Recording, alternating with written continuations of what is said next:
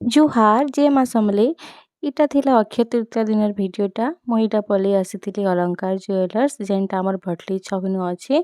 अक्षय तृतीया दिन किछि सुना रूपा घिनले बहुत भल है तो सुना रेट जेन हिसाबे बढ़ुछि तो किनवाटा बहुत मुश्किल है।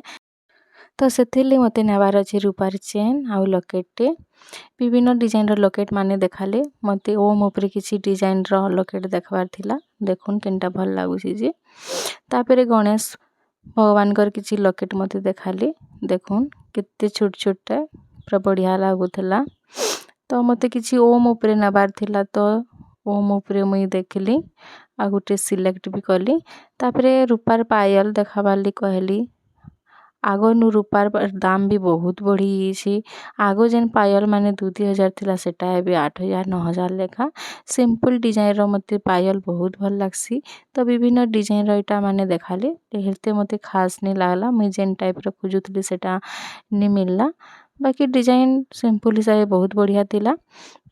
तापरे बाबू देखो केते उत्पात होला किछि गुटे मते देखि नि दोथि तापरे समाने बाबू के चॉकलेट देले थाबे बसबा बोली करी फिर भी बाबू थाबे नि बसुथि बहुत बदमाशी करूथुला। तापरे फाइनली मुई लकेट आउ चेन टे सिलेक्ट करली तापरे मुई इटा पिन्ही करी देखुछन देखुन केनता दिछि आपण मानकु केनता लागला कमेंट करी कहबे। तो बहुत लेट हिदला न इटा तो मुई इटा मिल टे नहीं गली बाबू मुई इटा आसलु घर के तापरे आमे खाइलु।